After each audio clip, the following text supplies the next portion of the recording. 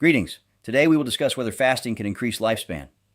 Fasting has gone from fringe practice to mainstream biohacking obsession faster than you can say intermittent. The claim? Periodic fasting can extend your lifespan. It sounds ridiculous. We would assume that we evolved to eat regularly after all, but the research is surprisingly compelling. Of course, like most things in health, the nuance is where the real story lives. The reality is that our ancestors frequently missed meals and had sometimes extended periods of low intake and fasting. When you fast, your body doesn't immediately enter starvation mode. That's mostly mythology. Instead, glycogen stores deplete after about 12 to 16 hours, and your cells activate autophagy, literally self-eating.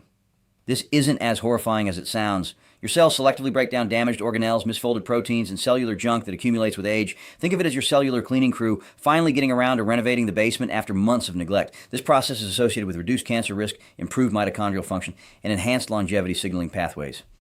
I'm the digital avatar of Dr. MacCloud, aka the Nutrition Ninja Doc. His passion and purpose are to solve health problems to help people achieve their health, performance, and appearance goals. He uses AI to save time, allowing him to focus on helping others.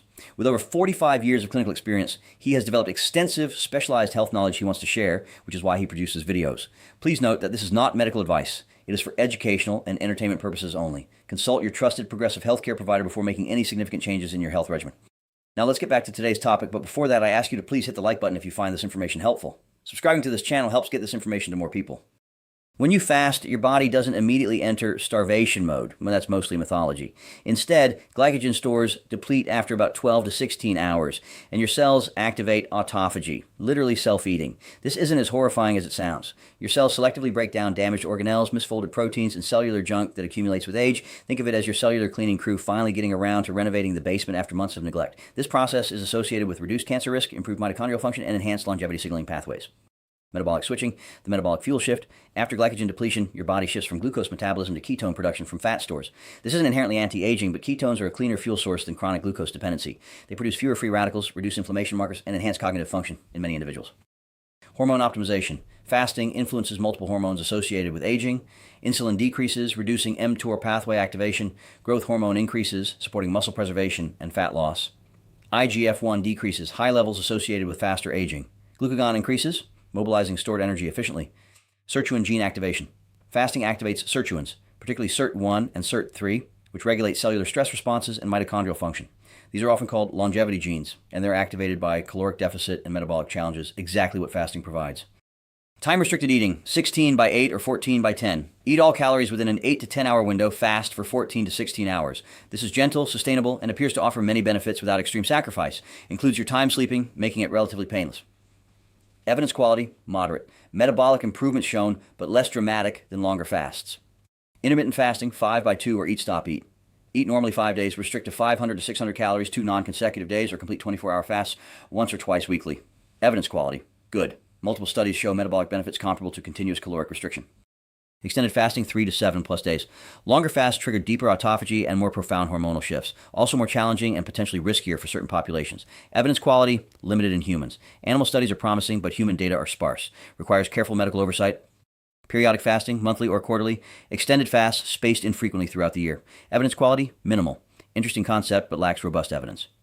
Fasting isn't magic. Caloric restriction is. The real hero appears to be caloric deficit, not fasting per se. You can achieve similar metabolic benefits by eating 6 small meals daily in a caloric deficit versus fasting intermittently while overeating during eating windows. The fasting approach just makes caloric restriction easier for many people. Individual variation is massive. Some people thrive on intermittent fasting, others experience increased cortisol, disrupted sleep, and metabolic suppression.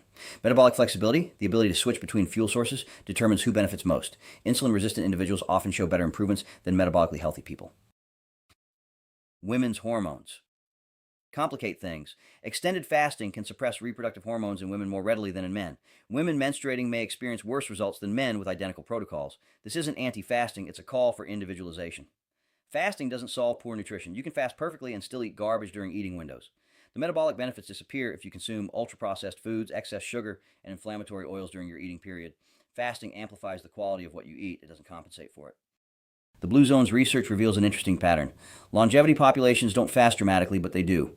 Eat in caloric moderation, naturally not through restriction. Have regular eating patterns, consistency matters. Consume mostly whole foods, move regularly throughout the day, experience low chronic stress. Fasting might be a tool for achieving caloric moderation and metabolic health, but it's not essential if you achieve those through other means. If you're metabolically healthy and stable, time-restricted eating, 14 to 16-hour fast, is safe, sustainable, and likely offers modest longevity benefits through autophagy and hormonal optimization. If you're overweight, insulin-resistant, or metabolically compromised, intermittent fasting, 5 by 2 or similar, can jumpstart metabolic improvements and often produces faster results than continuous caloric restriction. Pair with strength training for optimal outcomes. If you're lean, active, and optimizing, extended fasting occasionally, monthly 24 to 36-hour fasts, might offer additional autophagy stimulus and cellular cleansing. Avoid chronic extended fasting, which can suppress metabolic rate and deplete muscle mass. For everyone, never sacrifice eating quality, whether adopting a fasting structure or not. Fasting from 6 p.m. to 10 a.m. while eating fast food during your window is a fail. The metabolic environment you create matters more than the timing. Can fasting increase lifespan in animals? Definitely yes, in humans. The evidence is suggestive, but not conclusive. We have decades of biological plausibility, metabolic improvements, and circulating biomarkers pointing toward probably yes, but we lack decades of human lifespan data. On top of that, there are not likely to be many people to volunteer for prolonged fasting and systematic undereating experiments. The biggest exception was Dr. Roy Walford and his team, who submitted to such an experiment for over a year. Does it work better than other interventions? Not necessarily.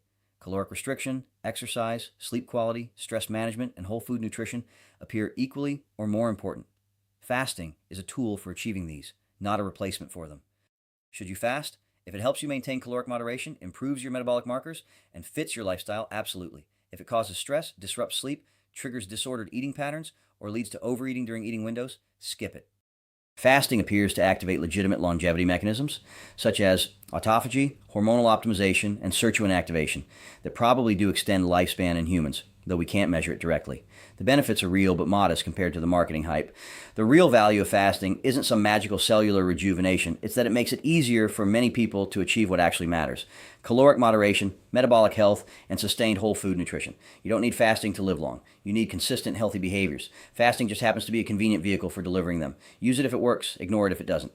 Either way, stop treating it like it's going to compensate for eating like a Renaissance Fair attendee during your feeding window. Visit ARTC Health or call 941-806-5511 for more details.